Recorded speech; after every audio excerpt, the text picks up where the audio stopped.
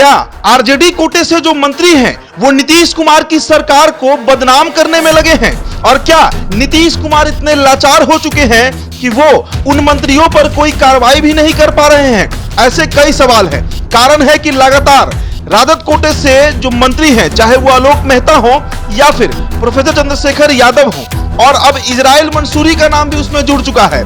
इसके पूर्व सुरेंद्र यादव तो आपको याद ही होंगे, लगातार इनके बयानों से सरकार की फजीहत हो रही है। देखिए, राजद कोटे के 3 मंत्री की वजह से नीतीश कुमार की फजीहत होती रही है।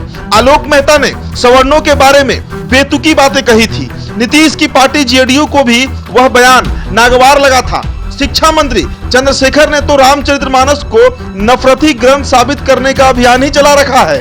चंद्रशेखर को नीतीश ने शुरू में टोका भी था, लेकिन उनके अपने स्टैंड पर कायम रहने वाले बयान के बाद उन्होंने चुप रहने में ही भलाई समझी। चंद्रशेखर के बयान के बाद भी जदयू ने आपत्ति जताई थी। सुरेंद्र यादव ने नीतीश कैबिनेट में शामिल हैं। उन्होंने सेना को लेकर बेहद ही आपत्तिजनक बयान दिया था। जब किसी मुद्दे पर नीतीश कुमार चुप्पी साध ले तो अंदाजा लगा लीजिए कि क्या होने वाला है। वो बेहद विकराल रूप भी ले सकता है। और अब जो ताजा मामला है वो आरजेडी कोटे से मंत्री बने इजराइल मंसूरी का है, जिसकी वजह से अब नीतीश कुमार की फजीहत हो रही है। मंसूरी पर आरोप है कि मुजफ्फरपुर में हुई एक हत्या में उनकी संलिप्तता है। बीजेपी विधायकों ने जब यह मामला उठाया तो नीतीश कुमार ने 18 दिन पहले आश्वस्त किया कि इसकी जांच कराई जाएगी। शुक्रवार को विधानसभा में फिर बीजेपी सदस्यों ने यह मामला उठाया। अब तो एक आरोप यह भी लगा है कि जिस घर में हत्या हुई उसी घर के एक और सदस्य की हत्या की धमकी मंसूरी दे रहे हैं। आश्चर्य यह है कि नेता प्रतिपक्ष विजय कुमार सिन्हा ने जब सीएम से पूछा कि इजराइल मंसूरी के खिलाफ जांच का आपने आश्वासन दिया था, उसका क्या हुआ? इस पर जवाब देने के बजाय नीतीश कुमार चुप बैठे रहे। इससे पहले शायद ही कभी ऐसे मुद्दों पर नीतीश कुमार चुप रहे हों।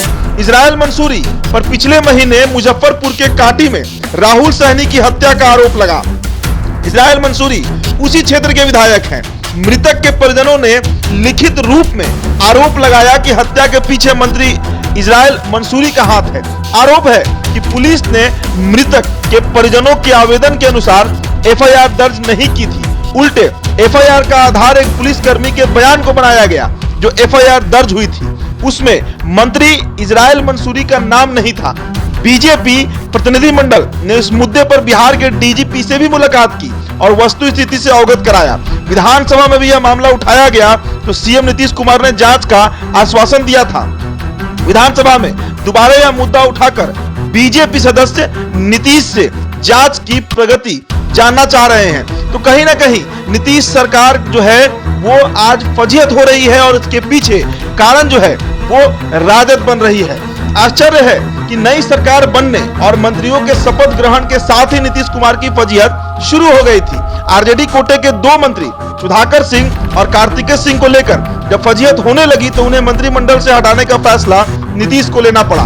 उसके बाद कार्तिकेय सिंह ने तो चुप्पी साध ली, लेकिन सुधाकर सिंह अगिया बैताल बन गए थे। अमूमन उनके व्यंग्यवान नीतीश पर चलने लगे। शब्दों की मर्यादा और शालीनता नीतीश कुमार की खासियत रही है। इसके बावजूद अपनी ही सरकार के सीएम के लिए सुधाकर सिंह ने शिखंडी, नपुंसक, भिखमंगा जैसे मर्यादा के प्रतिकूल शब्दों से वेदना शुरू कर दिया। तो कहीं ना कहीं बिहार के सीएम नीतीश कुमार करीबन 2 दशक से गठबंधन की सरकार चलाने का तजुर्बा रखते हैं। उनके कार्यकाल का सर्वाधिक समय बीजेपी के साथ बीता है और अब आरजेडी की अगुवाई वाले महागठबंधन के साथ उनकी सरकार है। कभी इधर तो कभी उधर नीतीश कुमार भले होते रहे हैं, लेकिन इतने लाचार, बेबस कभी नहीं दिखे हैं। एनडीए में रहते हुए उन्होंने जिस ठसक से सरकार चलाई थी वह ठसक इस बार महागठबंधन सरकार के सीएम बनने पर नहीं दिखाई दे रही है। महागठबंधन के सबसे बड़े घटक दल आरजेडी के विधायक और मंत्रियों के कारण उनकी लगातार फजीहत हो रही है। चुप रहने में ही लोग भले उन्हें भलाई देख रहे हैं, लेकिन यह भी समझ लेना चाहिए कि नीतीश की चुप्पी कई बार अप्रत्याशित और कड़े फैसले के रूप में सामने आते रही है।